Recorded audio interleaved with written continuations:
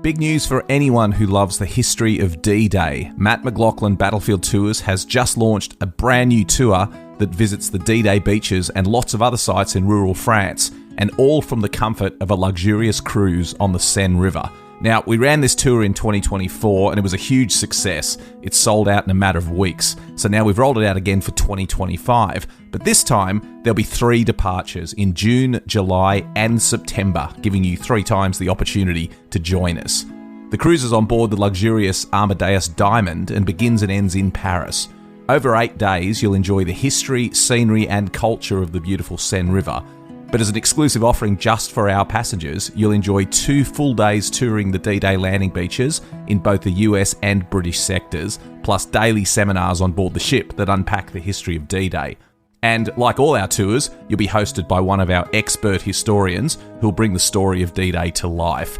And if you've been on one of our tours before, you'll know that our historians really are the best there is. This is an exclusive cruise and places are extremely limited.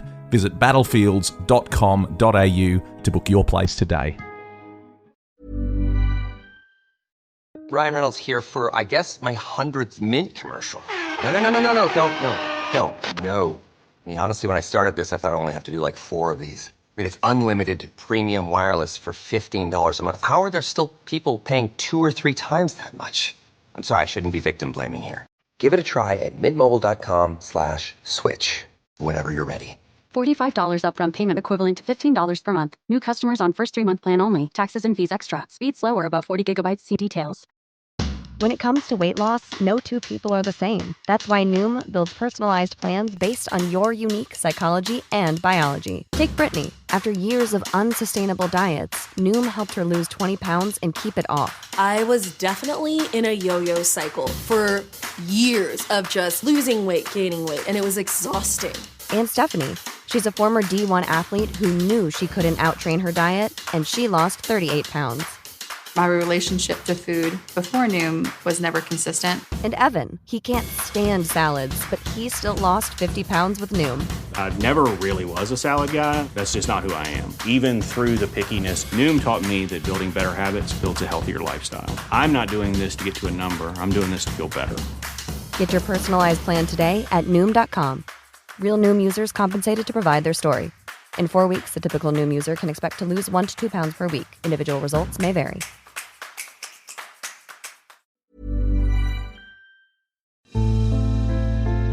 A Living History production. I'm Matt McLachlan. And I'm Pete Smith. We're battlefield historians who love nothing better than getting out and walking the ground where great battles in history took place. And now we'd like you to come with us. Every week, BattleWalks will take you to one of the great battlefields of Europe.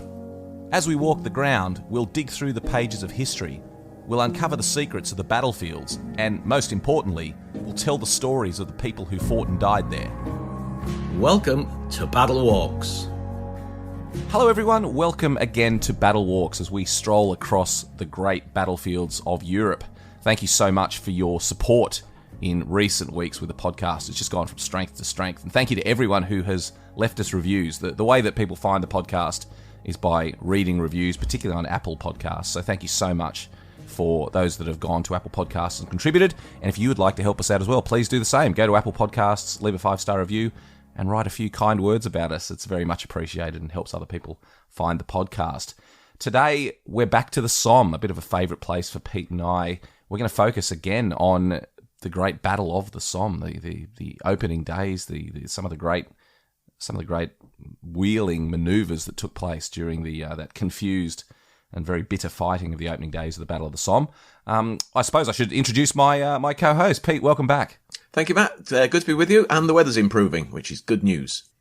I think we're in that strange window, mate, where things are getting colder here and warmer where you are, but it's the great paradox of the Australia-Europe divide. Hopefully, as we've said so many times, eventually we'll be back together, being able to do these podcasts in person. But in the meantime, it's good to be out virtually walking the battlefields, and it's a pretty good one today. An area that I've really enjoyed exploring the times that I've done it. It really just tells an amazing story about the Battle of the Somme, doesn't it?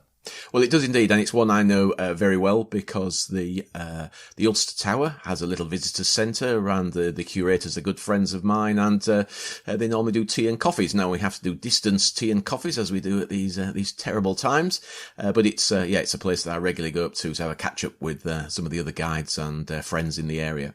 So we're going to be talking about this whole area around. I mean, the Ulster Tower on the Somme is an iconic site that everyone who's been there will have seen. But we're going to talk about the whole area around this, aren't we, where the Ulster Division fought during the Battle of the Somme. Yeah, we're going to start from the village of Thiepval, which is slightly above where the Ulster Tower is. You can look across slightly down towards the Ulster Tower. And so we're going to start our walk there and walk down into the valley up the other side towards the wood, Thiepval Wood, and then 2 cemeteries we're going to have a chat about, up to the Schwaben Redoubt, the German strong point, and then across to the tower itself, to the Ulster Tower. So we're going to cover quite a few things during this podcast. It's really fascinating, isn't it? Because the Battle of the Somme wasn't so much a huge coordinated assault, but a series of really important, bitter actions in a number of spots along the line. And that's really how we're exploring it now. We've done a number of podcasts on the Battle of the Somme, and bit by bit we're breaking it down and breaking each sector down and exploring it in detail. And this ties in very nicely with a podcast we did several weeks ago on the Thiepval Memorial, right on top of the ridge. So it's good that we're breaking down the Somme into these little manageable chunks. I think you have to, and I remember many, many years ago when I first started exploring this area, and I used to whiz out on a motorbike, and that's what I would do. You'd explore one area, and then kind of go over the ridge on your motorbike on the road or a track and think, that's how it joins to this bit. And then you do it to the next bit. And slowly but surely you would work your way down the front, realizing how these little sections, these almost individual battles join to the next part. All part of the 1st of July, all taking place at the same time. But when you look at them individually, you get a feel that is an individual action where they are all interlinked. They're all happening together, and you just need to get that connection as to where they actually join together. But we're going to be today studying the 36th Ulster Division and its successful attack against the Schwaben Redoubt. Now, Pete, before we get started, there is a slight controversy here. There's a few political overtones. Let's get those out of the way at the start, because talking about the Ulsters and Ireland, and there's a few issues there. So why don't we let's get that out of the way so we don't have to come back to it again, because it is something that comes up whenever we talk about this division. It does. Well, it's confusing to a lot of people, and it's confusing to me. And I've known about the troubles in Northern Ireland for a long time, and of course, very topical at the moment because of Brexit. It's causing problems. We won't go down that route, or else we will end up talking about the political aspects. But the 36th Ulster Division was raised at a period when there was a potential for a civil war taking place in Ireland. A chap called Sir Edward Carson, who is the main instigator for raising the Ulster Division, was opposing Home Rule. And in 1913, before the First World War, the UVF, the Ulster Volunteer Force, had been raised with a view for defending Ulster against what may come. And about 10,000 men had been raised in this military unit. Sir Edward Carson, basically is saying, right, let's forget about our issues, our problems at the moment. We need to go and sort Germany out. It needs to be, this is much more important. And so he suggested effectively that the UVF should, not exactly disband, but should move over and join a division, or raise a division. So the 10,000 men, it needs 12,000 men plus reserves to create a division. And that's what happened. That's the infantry aspect of a division. And so that's what's happened. The UVF effectively becomes the nucleus, the core of the 36th Ulster Division. Let's talk about the division, Pete, and their experience when they got to the front and the lead up to the 1st of July, 1916. Yep. So obviously we can tell this is, I suppose the division is part of this pointing finger of Kitchener, trying to raise this volunteer army to come and to fight the Hun on the Western Front, and so that's where they come from. 1914 is when they form. And they are trained in the north, in Northern Ireland. And this is partly part of the story because one of the the aspects, the Ulster Tower, is a copy of a tower called Helen's Tower, which was above their training areas. And Helen's Tower became, I suppose, the most common thing that the soldiers who were training would look up and they'd see it, and it just became part of their training as they're training the division. And so when they were looking, we'll be talking about this later on in the podcast, but when they were looking for a memorial, they decided to use Helen's Tower. So they were trained initially in Northern Ireland, eventually will move across to England and be based at Seaford, in Sussex, where they're inspected by Lord Kitchener. And now that gives you a clue as to how well trained they are, that Lord Kitchener can come and watch them marching and being inspected on the 27th of July in 1915. So it means that the majority of their training had been done in Ireland. So they were almost ready for the off when they came across to Britain. And then they will be inspected by the King on the 30th of September. And obviously you can see what's coming. This is the slow build-up before they move across to France. And on the 3rd of October, they actually, 1915, they move to France. They then have a bit of an introductory period on the Western Front where they're going in piecemeal and just gaining experience.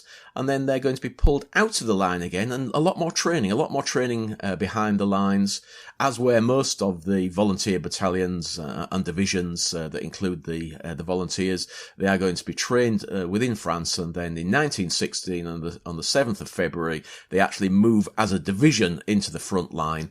And interestingly, this is where they are going to fight during the Battle of the Somme. Now, some of the divisions didn't do that. They went to other areas and then were moved into their final positions before the Battle of the Somme.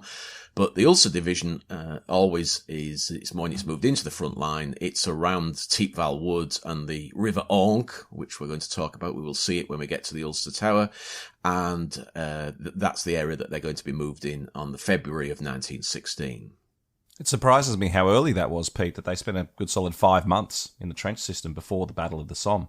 We seem to think of the 1st of July 1916 as this great start point, but fascinating to think that they were there for 5 months. They would have known the land very, very well by the time the battle came around. Yeah, they would indeed. It's one of the things that I suppose, because for a lot of these Kitchener battalions, the Battle of the Somme is their first action. We seem to imagine them just sailing across into the front line at the Battle of the Somme, but that's not the case.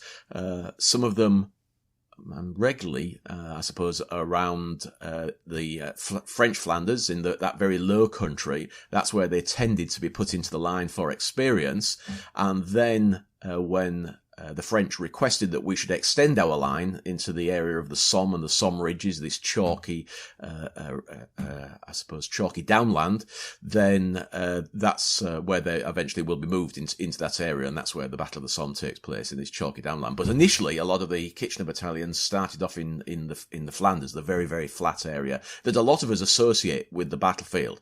And of course, that's the big issue here.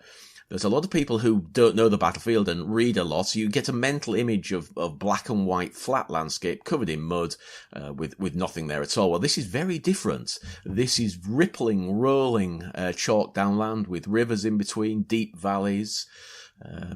Not deep in the sense of mountainous valleys, but just valleys in a rolling landscape. So it's not flat by any means at all. And tell us a little bit about the specifics of the area where the Ulster Division would attack on the Battle of the Somme. Yeah, it's a difficult attack because, of course, the Germans dug in here. They'd forced the French back in 1914. They'd forced the French back to much closer to Amiens. And when they realised they were not going to take Paris and were going to have that race to the sea, what they start doing is looking behind them and thinking, well, if we're going to not be forced back and we want to hold the land that we've taken, this effectively will be the new border of Germany. What we are going to do is effectively survey that landscape and put in the best positions that we possibly can, and then we're going to dig a line, and this will become the new border of Germany. And that's what you have to think this is. So the Schwaben Redoubt is part of this new border of Germany, and they are not going to be forced off here. No, this is their view. They are here to stay. And in fact, the German division that is fighting here has been here since 1914. This is where it was put. You are going to hold this section of the line, and in 1916 they are still holding the section of the line. Now I'm desperately looking at my notes and trying to remember what the name of this division is. We'll talk about it later on, but it's a German reserve division. Can't quite find got it. 26th Reserve Division, arrived in 1914, still here in 1960. So that tells you something. They know the area like the back of their hand. You know, they've worked out the ranges from all of where their machine guns are based. They know the ranges. They know exactly what potentially is going to happen. And when the British move in here, that's when they get the warning signs. They think, well, the British are here, then there's a good chance that this is where the next push is going to be.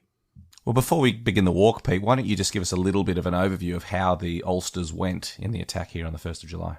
They went very well, and this is the unusual aspect here. And I suppose this is why the memorial commemorating the Ulster Division is here, because there are various other places it could have been. And when you think this is just a 2-day action, basically, because they're going to be withdrawn at the end of the second day. So it's a 2-day action. Why on earth would you build a memorial in an area where it is a disaster overall? This is a complete disaster. The first day of the Battle of the Somme doesn't go well here. In fact, this is the only success to the left of the road which runs from Albert to Bapaume, which is the central axis of the battle. This is to the left of it. Everything is a failure on the left-hand side, apart from fighting here.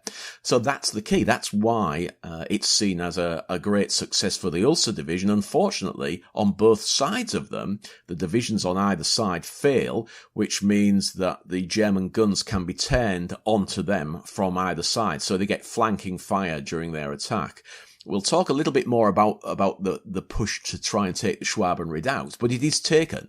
And it's an uphill struggle. They come out of the edge of a wood, and we're going to have a look at the wood, Tietval Wood. They come out of the edge of the wood, and they are immediately climbing uphill. But they're going to use some clever tactics which are not used elsewhere. Actually, when I say clever, they're not clever. It's just that the commanders here thought it through and thought, well, we can see potentially what's going to happen, so we're going to try and avoid it. And what is going to happen is the minute that the whistles blow at 7:30 for the attack, the Germans will bring down a heavy bombardment on their front line. They know that. That happens everywhere. So what the Ulster Division decides to do is to move forward. They cut saps. Now, a sap is a trench that goes towards your enemy. So they sapped out into no man's land, into a sunken road that is in the middle of no man's land, and that's the sunken road we're going to walk down. And they sapped into this road, and the men lay out there before 7:30. So when the bombardment came down, the minute the whistles blew at 7:30, the Ulster Division, or the bulk of it, was already halfway across no man's land. And so their distance to the German trenches meant they could move quickly. They had to be careful of not moving too quickly because our bombardment is still bombarding the German front line. We have no creeping barrage yet. It's not really been invented. So what we do is, the creeping barrage we've talked about before in previous podcasts, but for those that haven't listened, it means the barrage is moving forward at the same rate that you're attacking. So it protects you. It's like a wall of steel or lead in front of you, moving forward at the same speed that you're moving forward. That's not been invented. What we are doing is we bombard the German front line. When the whistles blow, that bombardment lifts to allow our men to attack the German front line. Now, sadly, of course, it then becomes a race. Can the Germans, who are underground, get up from underground, bringing their machine guns with them, and open fire on us as we are crossing no man's land? And sadly, on most of the areas of the Battle of the Somme, that's exactly what happens. The Germans do get up, get their guns operational before we're halfway across no man's land, and they mow us down as we're crossing no man's land. Here, because we're already well into no man's land, when we actually attack, we get into the German trenches before they're getting up, and we can bomb them as they're coming to the surface and bayonet them as they clear into their trenches. So it's a very successful attack in areas, especially in the areas, it's an area we're going to walk up towards the Schwaben Redoubt. Well, let's begin that walk, Pete. Where are we going to start? Okay, so we're going to walk down the hill. We're starting at Tietval Church. So we're walking down the road. This is a sunken road. And again, for those that haven't listened to a previous podcast, a sunken road is a road that's literally sunk into the ground. It's normally on a slope, and it's sunk into that ground because of wear. So literally trucks and carts and wagons going up and down the road for centuries in a chalk landscape. They wear into the chalk landscape. And you can imagine the guy that's looking after the road, he comes along, he scrapes away all the mud and the rubbish, he throws it to the side, and in doing so, he's building up the banks on the side as well. So we get a double whammy effect. The banks go up, the road goes down, and we get a sunken road. So we're going to walk down the sunken road, which takes us into the middle of no man's land. And on our left eventually will be Teepval Wood, and that's where the Ulster Division is gathered. Part of it, they also drop down into the valley and across the River Onk at the bottom of the valley and up the other side towards Beaumont Hamel, another famous place, one that we haven't produced a podcast yet on Beaumont Hamel. Have we? Have we done Beaumont Hamel? I don't think we have. No, we haven't yet. It is definitely, we definitely will very soon. Yeah, we'll be doing one on Beaumont Watch Hamel this space. later on. Yep. So Teepval Wood on the left-hand side. And what we're going to do as we start walking in front of the wood, we're going to turn right, just almost as we hit a cemetery. We have a cemetery on the left, a Commonwealth War Graves cemetery called Connaught Cemetery. We're going to come back here. That's on the left-hand side. We're going to turn right, and we're going to go up a road which will take us to another cemetery called Mill Road Cemetery. We're going to walk up to there and to the Schwaber Redoubt, which is just beyond it. It's actually on the cemetery and just beyond it. So that's where we're heading now. It's a beautiful walk. This, I have to say, it's if there had been no fighting here, if you were just out for a Sunday walk or an evening walk or a morning walk, then this is a beautiful walk because you're going to get lovely views when you get up to the cemetery, and it's that horrible juxtaposition that we get on these battlefields. It's almost the more beautiful it becomes, the more horrendous was the fighting here. And the fighting sure was horrendous here. And the landscape that we are now looking at is nothing like what was here during the fighting. It is that pitted landscape of shell fire and death and destruction and trenches. No concrete again. I've got a little comment in my notes here. It says German concrete. And then exclamation mark with a question mark. That's because there were very little concrete on the Somme. If you've got nice chalk, which you can cut into with a sharpened spade, you can create trenches that need very little revetting. There's none of the A-frames that we use to support the trench walls in around Ypres or in Flanders. Here it's just straightforward cut into the chalk. It doesn't need revetting, perhaps a bit of duckboarding at the bottom to stop you sliding about because it gets a bit slippy when it's wet. Your fire step can be cut into it, but the great thing is you can go underground. By George, the Germans went underground everywhere here, and they went to a depth that made sure that they were absolutely safe from the bombardments. Now, the entrances could be collapsed, but they made multiple entrances in these dugouts. They were learning their trade as they went along, and so the dugouts here, the underground chambers, were very well constructed, and it meant that the bulk of the German army during the bombardments of the Somme, this is all the way along the front of the Somme, could get underground and get out of those bombardments. Pete, what I really like about these cemeteries on the Somme is it's actually a fascinating thing about the battlefields. When we spoke about Tyncott Cemetery up in Belgium many weeks ago on the podcast, we were talking about the huge concentration of bodies that came in that shattered landscape, how years after the war they were still finding bodies and bringing them in and creating these huge cemeteries. The thing I love about the Somme is each of these cemeteries tells a little story and is in a location very relevant to the fighting that took place around it. And this one's no exception, is it? No, Mill Road Cemetery. And just to avoid confusion, there is an area in Northern Ireland, I think it's in Belfast, called Mill Road. This is not a reference to that. This is a reference to the fact that the road led down to a mill. So in the valley of the Onk, which is on our left as we walk up towards the cemetery. So that's where the name comes from. And this is very much a battlefield clearance cemetery. So in other words, this was dangerous even when we forced the Germans back a little bit. We didn't force them back very far here. And it's not until the spring of 1917 when the Germans start falling back to their Hindenburg line. Again, we've talked about it in previous podcasts. But for those that haven't listened, the Germans in the spring of 1917 will fall back to the Hindenburg line, leaving this area completely. And that's the first time that we can really clear the battlefield. So this cemetery was created in that clearance of the spring of 1917. 260 burials created here. But then after the war, they're going to find an awful lot more bodies here as they plough the land and plant the trees again. And also some cemeteries, the smaller cemeteries within this area, are going to be closed down. And this is going to become a concentration cemetery. So by the end of the period when it's completed, we have 1,304 soldiers buried or commemorated here.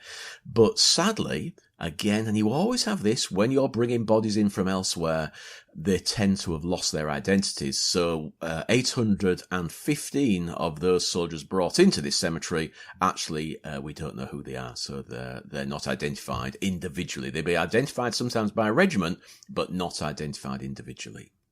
And the layout of the cemetery is a little bit unusual, isn't it, Pete? It is. It's a fascinating cemetery. It's got a very interesting history. Because it was created during the war, it was decided that this would remain, and so an architect, in this case Herbert Baker, Sir Herbert Baker, he will be the gentleman who will design around existing graves. But he had a problem, or perhaps wasn't his problem, but a problem occurred, is that the headstones in the central section kept moving. And if you've been, as many of you will have been, or will have seen pictures of these cemeteries, the rows tend to be dead straight in a lot of certainly the concentration cemeteries where they have the time to sort the design out. And they just wouldn't stay dead straight because they kept falling over and leaning strangely. And it was because the land underneath is moving, because the central section of the cemetery is built directly over a German bunker complex. And as those move and collapse over the years and sink slightly, then the surface kept on moving. So they decided, very unusually, to lie the central section, the headstones down, so they're lying flat on the ground. There are a couple of other places that they do this. Sandy conditions near the coast, you get some cemeteries that the headstones are lying down. But this, I think, is, I'll probably be wrong here, but it's one of the only cemeteries on the battlefield where the headstones are lying down. Now, I know I'm going to get lots of people say, that's not right. But it's, I can't think of another off the top of my head. And it certainly is the most famous one where the headstones are lying down flat. It's also a great place to come and contemplate, and I'm just going to go off on one of my little private tangents here. I once brought a chap here who'd lost his great uncle, had been killed in this charge of the Irish coming up the slope towards the cemetery. And I was due to take him on a battlefield tour all day, and it was going to go all over the Somme battlefield. And you know where we spent the whole day? We spent it in Mill Road Cemetery. He actually said to me, he said, Pete, can you tell me the story of elsewhere, but do it from here? And so we found ourselves a nice comfy section of wall to sit on. It was a beautiful summer's day, lovely and sunny, and we sat there and I told him stories of the battlefield and of the Ulster Division coming up towards us, and that's where we spent the whole day. And we just wandered down for a cup of tea at the Ulster Tower and then came back up to the Mill Road Cemetery and continued. So it was a lovely day, and I kind of enjoyed being with him because he was enjoying just sitting where his great uncle had sadly lost his life. And what about the original Stone of Remembrance in this cemetery, Pete? Yeah, well, that's fascinating as well. And we know this, the Commonwealth War Graves are opening up their records more and more. We can learn more about layouts and designs. And we know that the Stone of Remembrance at one time was going to sit right in this middle section. And again, it was decided that because of the movement, they wouldn't place it there. And they decided to instead to create an area that was like a seated area in the middle there. And we can still see where that was, but we had the same problem with that. This seated area in the middle, and again, we've talked about this before. This cemetery has a covered area, so you can get out of the rain if you want to here. But there are also little seats in the walls about, so you can sit down and contemplate. And it was designed to do that. But there were more seating in this central area. But again, it kept moving. When it's very dry, you can actually still see the marks in the lawns where it once was located. But again, they couldn't keep it there because of the movements of the landscape beneath. Now, this cemetery is sited very close to the central point on the battlefield, the key reason that the Ulster Division were even attacking here, the Schwaben Redoubt. Tell us about that, Pete. And can we actually see the Schwaben Redoubt from the cemetery? Are we on the Schwaben Redoubt when we're in the cemetery? I wish we could, but as I said, there's no concrete, so there's nothing left. It was all trenches and dugouts and basically underground, so there's nothing at all. We can't see anything at all.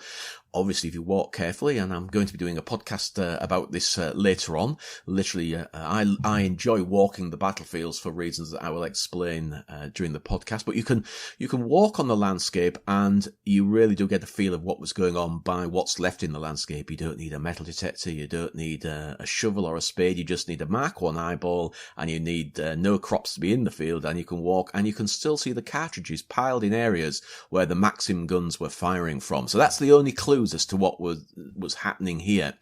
The Schwaben Redoubt basically starts in the cemetery, then carries on up over the ridge. So it's a lot further back than a lot of people imagine.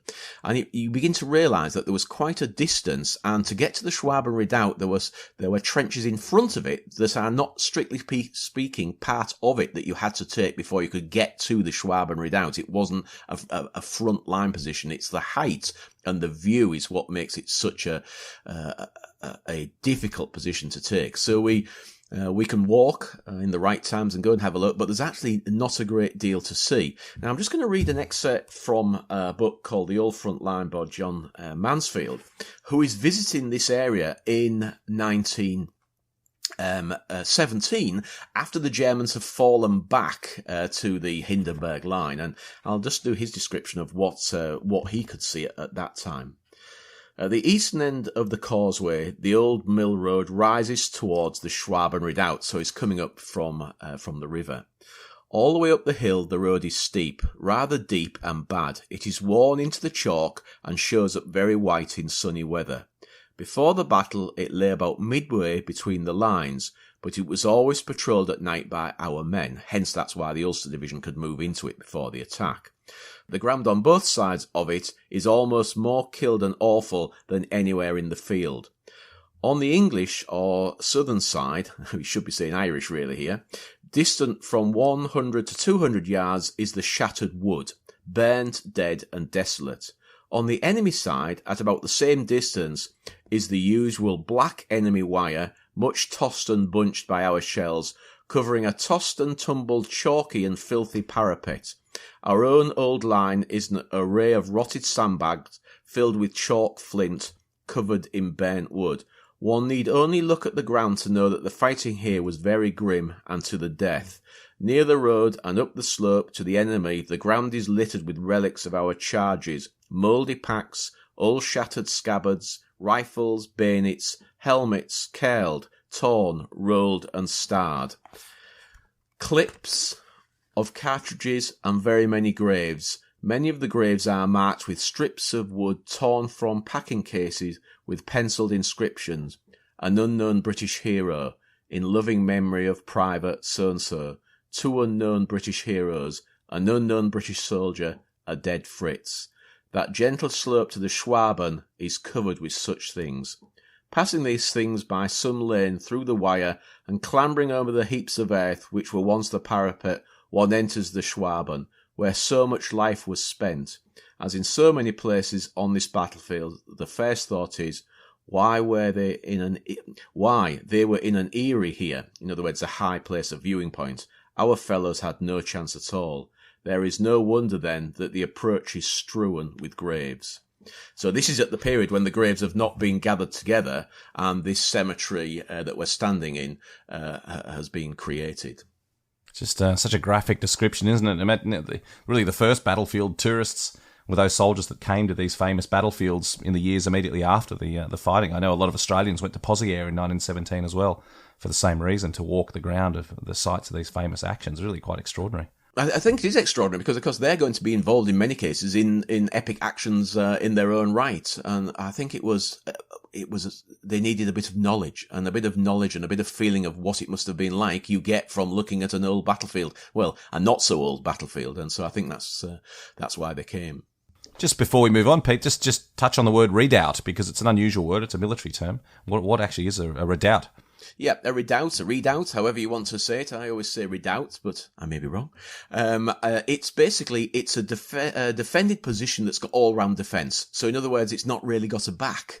So it means if you come at it from the front and you try to get round the back, it's just another front, really. So it's defended from all directions. In other words, it can stand alone. When everything around it has given way, then a redoubt can continue to operate a standalone position. Which is pretty much what happened here during the fighting on the Somme. Where are we heading to next?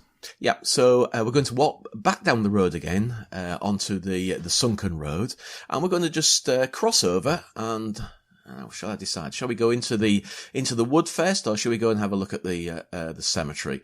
I think we'll since we've just done one cemetery, we've just done a Mill Road Cemetery. I think we'll go into the wood itself and go and have a look at the wood. Now you would have to go if you were visiting. We can just walk straight in because we can. But you would go up to the Ulster Tower and you can book your visit, because these visits have to be guided. And in fact, many years ago, my son used to guide within the wood from the Ulster Tower, so I have another connection with the wood here. Now, the wood itself, I think, is absolutely fascinating. It wasn't bought until 1990, and it was bought by the Somme Association. So I should explain, the Somme Association owns the Ulster Tower, looks after the Ulster Tower, and they decided they wanted a bit more than just the Ulster Tower. So in 1990, I'm getting it wrong. 1990, they were formed. I'm reading my notes wrong here. The actual wood was purchased in 2004. So just before I arrived, they purchased the wood here. And the wood was bought as, to enhance really the visitors' experience of coming to the battlefields of the Ulster Division. And they've done a superb job, because they didn't just purchase the wood, which has the remnants of the frontline trenches, and it has communication trenches. It's got absolutely everything in the wood that you would need if you were going to set up a little museum, and that's exactly what they're going to do. But they brought in archaeologists and working parties, and they archaeologically excavated a section of frontline trench, a section of communication trench, a dugout, a bunker, a mortar pit. And as each one was excavated and they discovered what was in there, they then put it back into the condition it would have been on the day that the Ulster Division attacked. Even to the extent where the sandbags they're going to use, modern sandbags, are bigger than First World War sandbags. They wanted to reproduce exactly what had been there, because they could see the imprint. The archaeologists did it slowly when they were clearing and clearing out the trenches and redigging them, that they could see where the sandbags had been, where pickets had held back the sandbags, and where chicken wire was used to stop the chalk crumbling, and all of that was put back. So it's been archaeologically rebuilt. What this means, interestingly, is that it has to be worked on every year, because you realise that the trenches, you wonder, what did the men do in the trenches? Well, the trenches are constantly crumbling. This in a landscape, it doesn't stay, even without shelling, it doesn't stay in good condition. You have to work on it constantly, re-sandbag, the sandbags rot through in about 6 months. And so it's very, very visually accurate, because it is decaying by itself and has to be constantly worked on. So it's a fantastic place. I can't recommend it enough that you book a tour through the Ulster Tower to go and have a look at the preserved positions within the wood. So you can spend a good hour walking around, and when you're guided round, it will explain what's going on in the wood. You'll find a lot of the trench names are Scottish. And it's an interesting concept, isn't it? Who names them? Who names these trenches? These are our trenches. Well, they're normally named by the people that take them over or dig them. And in this area, it was a Scottish battalion that moved here in 1915 when we took these areas over from the French. Now, you can imagine trying to copy the French names for these trenches would have been impossible. So we have to rename them, and we name them with Scottish names. And so we get a lot of the trenches. Ross Castle, Elgin Avenue. I won't go on, there's lots of them, but they're all Scottish. And so there's a section of the front line, a sap leading out towards the road, a communication trench. There's even a French dugout. They archaeologically dug out an old French dugout that had been here before we arrived.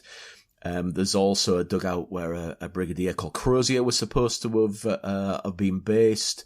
He's a fairly famous character from this period.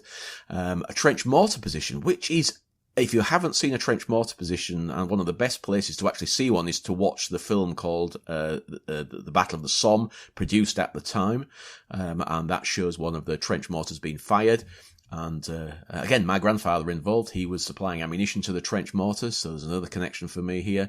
And I once took around a family whose officer had commanded the trench mortar detachment in the mortar pit that has been excavated and recreated. And then there's an enormous great crater which has puzzled people for a long, long time. And we're fairly certain now, lots of historians have looked at it and talked about it, and we've come to the conclusion it was caused by the déminage.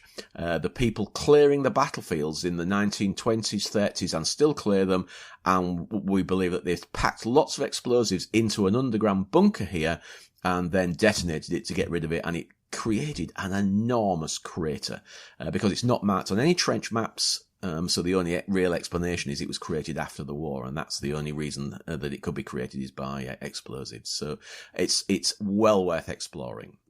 It certainly is a fascinating site, and I loved your description there, Pete, of how the trenches are destined to return to the earth. It's a fascinating aspect of it, and we've seen it on battlefields all over the world. I remember in Gallipoli years ago, probably in the 1990s, when they first dug out trenches at the Neck on Gallipoli, but then didn't have there was some arguments about how they should be maintained and didn't have a proper plan in place. And so it was fascinating to come back year after year and see the trenches slowly returning to Mother Nature. It was a great indication that nothing that we were doing here was particularly permanent. And just the work that was involved for the poor soldiers in the front line. I mean, we know why the Aussies were called diggers. Just the work that was involved with working parties to try and keep those trenches stable and to even just maintain them in that landscape. Extraordinary. It is. Do you know, there's a very strange effect that you get here. I've been involved in the clearing of these trenches, and in fact, I've worked in several of the bunkers, clearing out some of the bunkers here. So it's something that I've been involved in. But you can go away over the winter and come back the next year, and the trenches are thinner.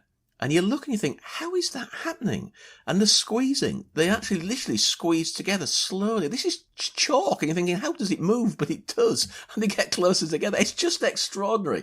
And what's great about that is that you realise how much work had to be done. And certainly these working parties come out every year from Northern Ireland to come in with archaeologists and sometimes to create another little section as well. They expand a little bit. And so there's another little bit for you to look at. But a lot of it is working to keep the trenches in good condition. So yeah, well worth going to look at. Well, let's farewell the wood now and head to another cemetery nearby, Connaught Cemetery, which is another good one to explore.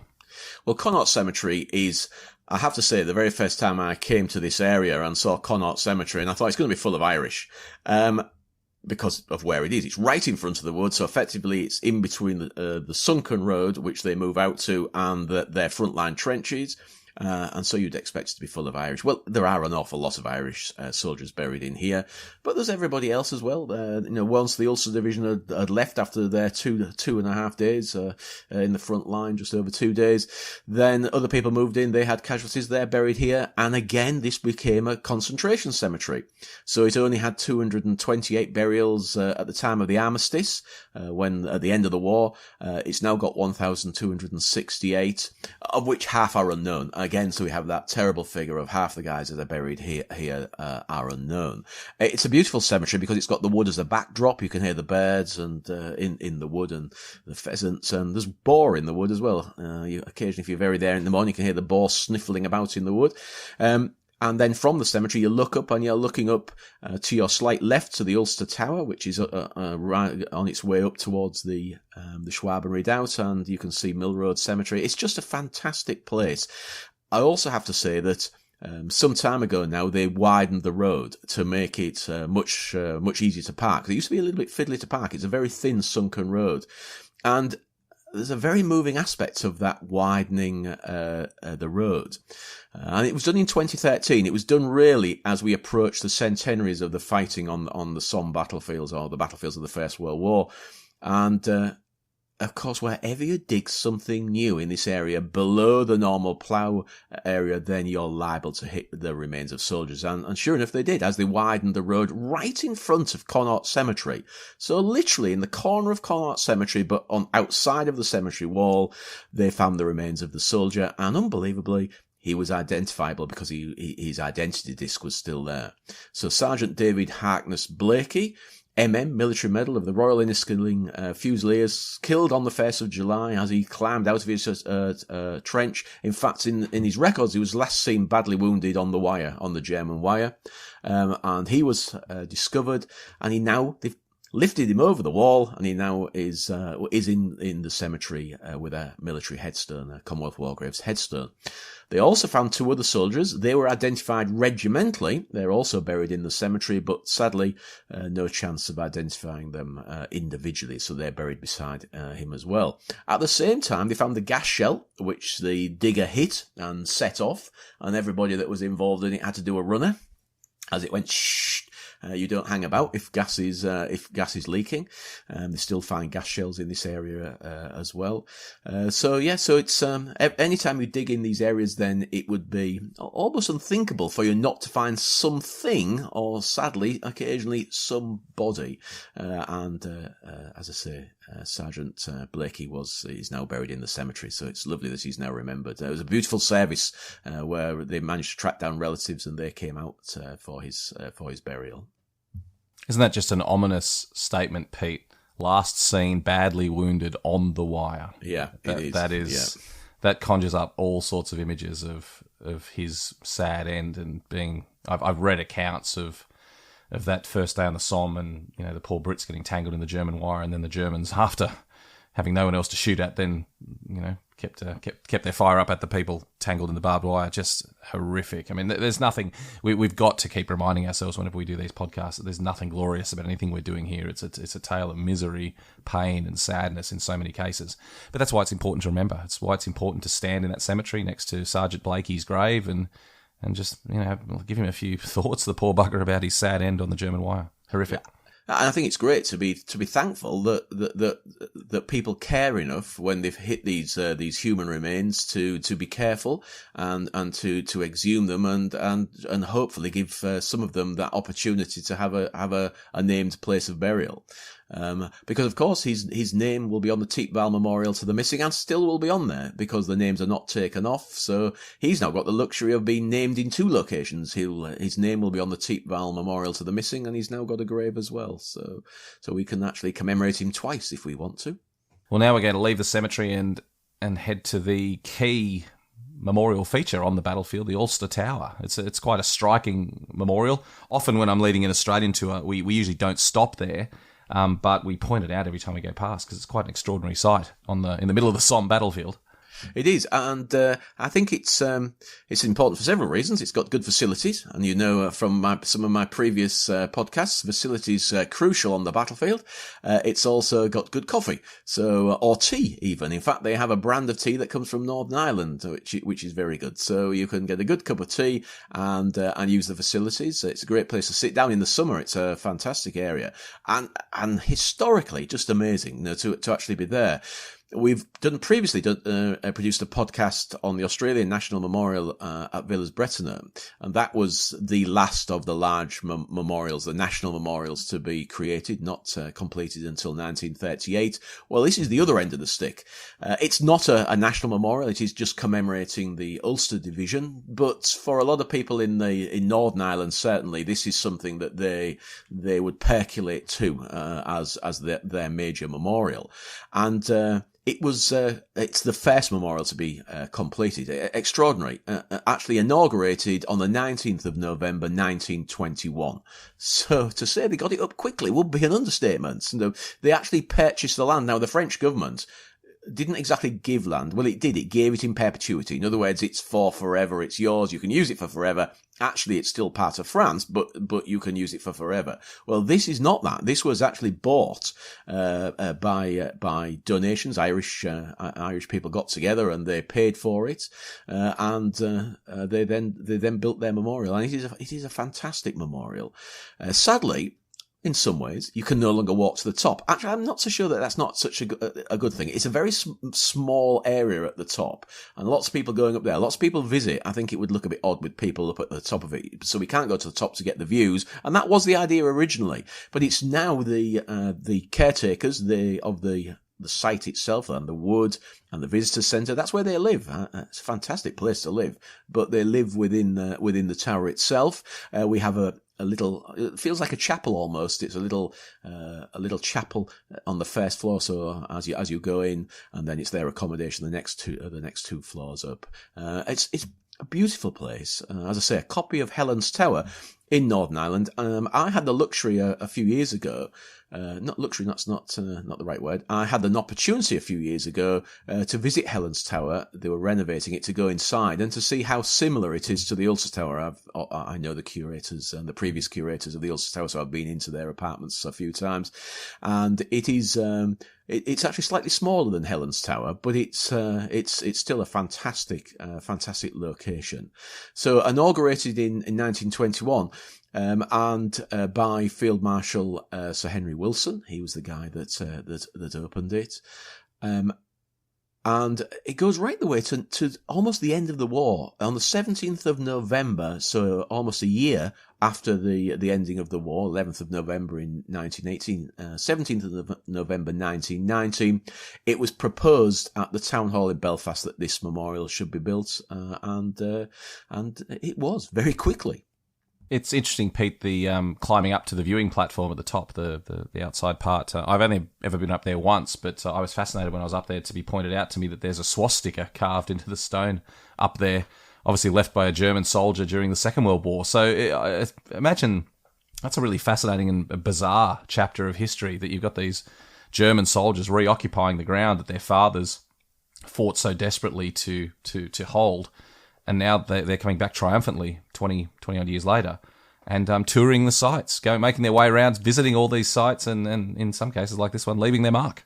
It's one of my little sidelines is to try, and as people will know who have listened to the podcast before, that I'm a bit of a collector of memorabilia of the First World War, especially photographs and documentation.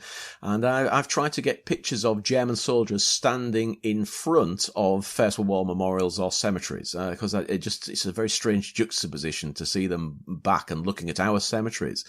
But there's a fantastic story, and this is half a story, I'm afraid, for those of you that like to follow up on what we're talking about, because I can't remember where this is. But there is a great account of the curator of the memorial in 1940 just managing to get away. He just left the tower. There were no vehicles left. Everybody had gone who was going to go. And he left it so late that he's trying to thumb a lift standing on the road outside of the tower with his family to try and get to the coast, to try and get back to Britain. And it's an absolutely magical story of luck that gets him to the coast and on one of the last ships to leave France before all the ports are captured or blockaded. So it's a great story. I can't tell you where to read that story because I can't remember where I picked it up, but it is very interesting.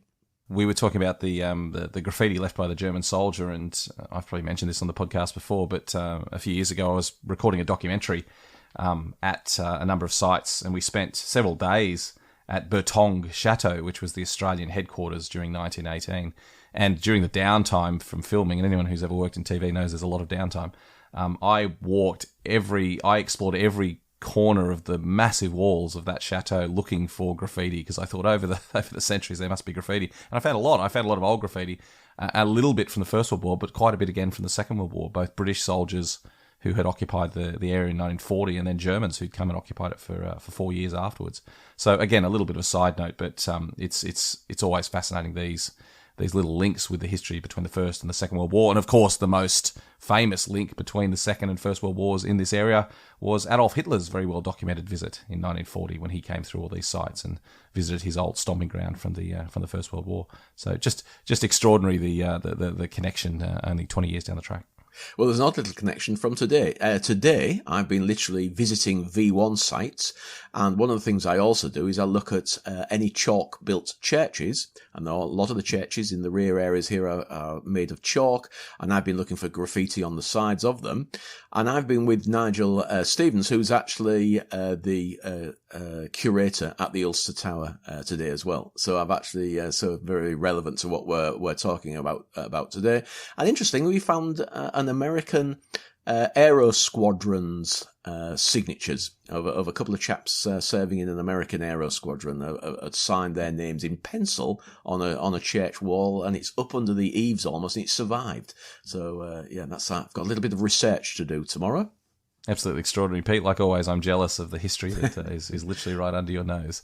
But anything else we want to talk about with the Ulster Tower? I mean, there's so much to say about it and so little to say about it all at the same time, because it's just there. It's just this wonderful ancient-looking tower which just stands there, dominates the battlefield, and speaks volumes about what the men of the Ulster Division did there. Well, there's a few things to say. I suppose it's changed over the years slightly.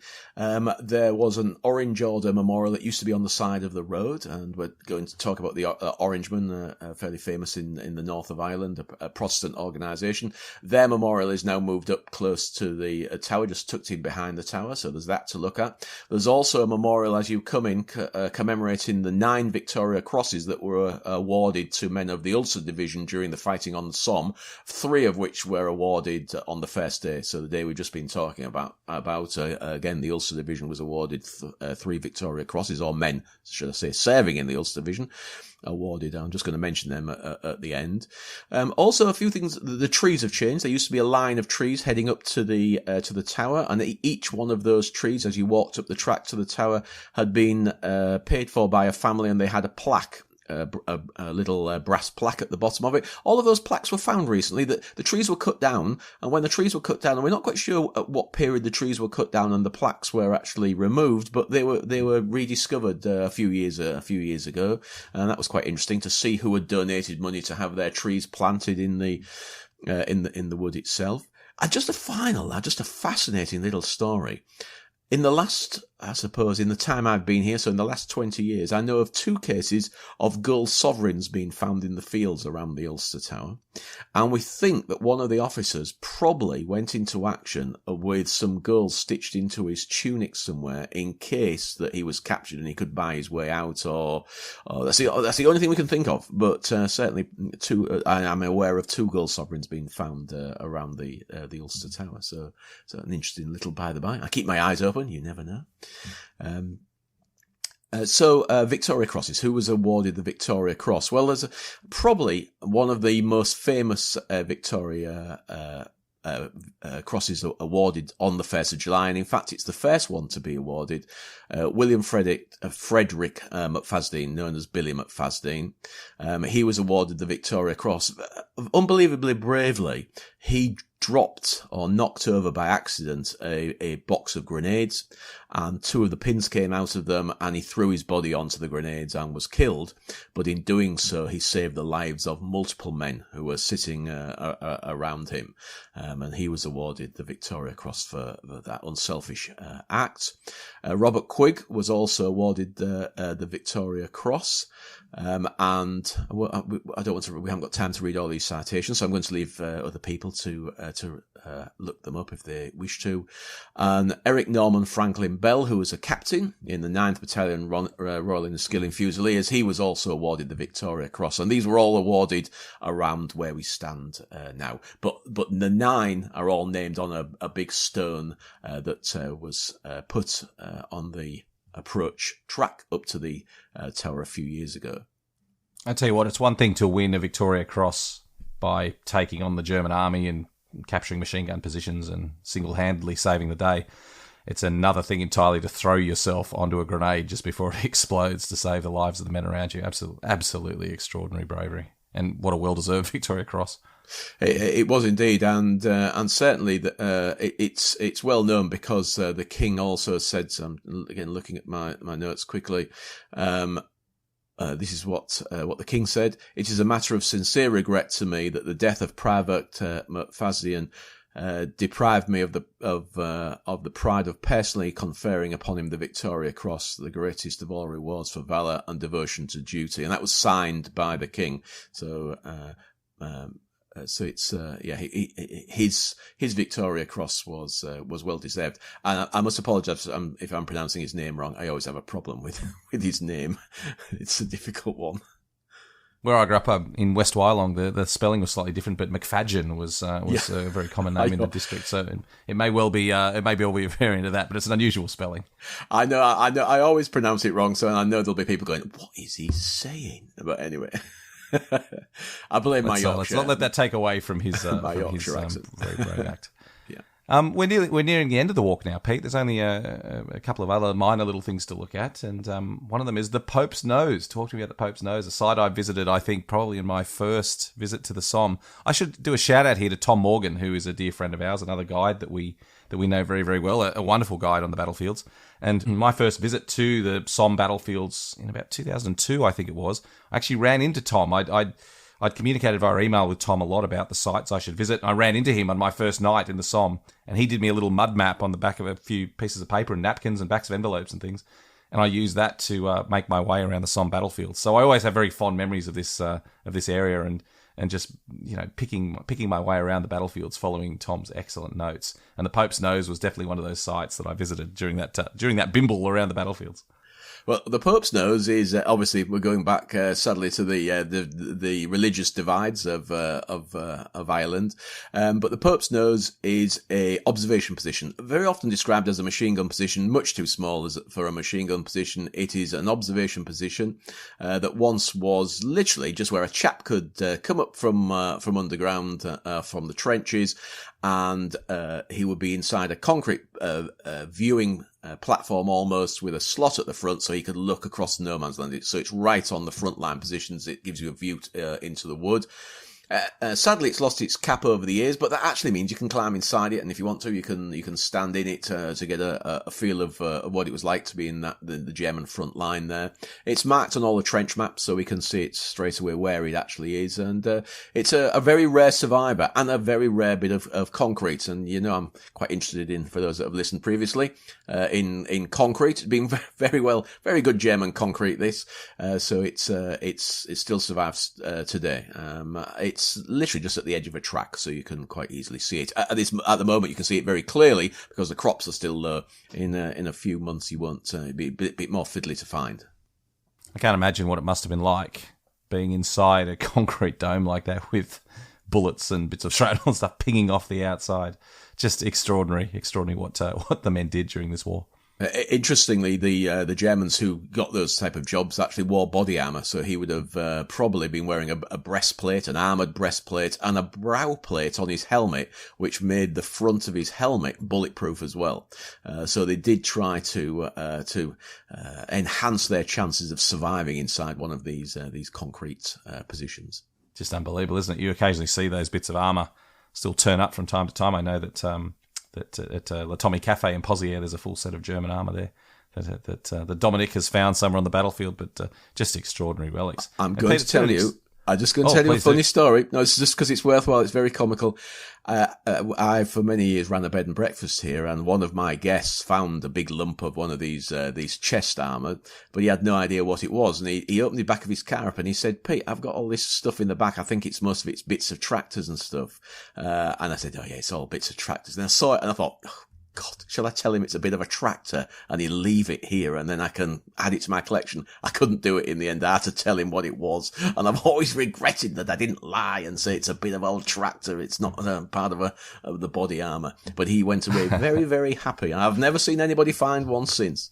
It's a very rare bit of kit. There just weren't that many during the war, and let alone ones that survived. It's something that I think would have been discarded fairly readily by the blokes who weren't a fan of it. But it's those rare little links with history. Pete, amazing walk. Thank you so much. It's a wonderful area. Anything else we need to say about the region before we finish? No, I always feel I have not done these justice when there's so much to talk about, and I know that there's lots more in my notes. But the one thing to say is when you're at the Ulster Tower and you're looking across to the Valley of the Orne and across to the other side, if you get the time of the year right, you can actually still see the impression of the trenches on the other side of the valley, which I think is extraordinary. The chalk lines still zigzag across the fields on the other side of the valley. It's one of the only places when the time is right and the light is right that you can physically see the trenches still marked in the crops and the fields. So well worth having a look. Well, it's a good thing to do as well with your computer. Technology enables us to do this as well. If you jump on Google Earth or Google Maps and use the satellite imagery and just go for a bit of a scroll around this area of the Somme battlefields, you will often see marks in the chalk indicating where the trenches were. Really quite extraordinary. And I suppose it makes sense that it's brown topsoil and then the chalk underneath, and so the digging brought all the white chalk to the surface where it still remains. So it's an extraordinary geographic feature that enables us to still see those trenches. So jump on Google Earth and just have a bit of a scan around this region. You'll be surprised by the numbers of shell holes, craters, and trench lines you can still see marked on the soil. Absolutely. Yeah, and you can check them against the trench maps. Then have a look at the trench maps and you'll say, aha, that matches. Well, Pete, it's a really important piece of ground, and I don't think it's correct that you haven't done it justice. It's been a wonderful walk through a very important piece of history. So thank you so much for joining us and just sharing your thoughts. It's a pleasure. It's been very enjoyable.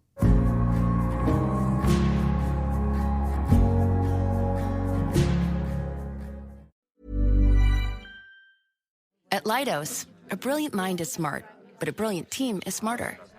A ship that finds enemy subs is smart, but an autonomous fleet, that's smarter. Defending against cyber attacks? Smart. Stopping attacks before they start? Smarter. And using AI tools is smart, but integrating trusted mission AI into your technology is smarter. We're not just making technology solutions in national security and health. We're making smart smarter. Leidos.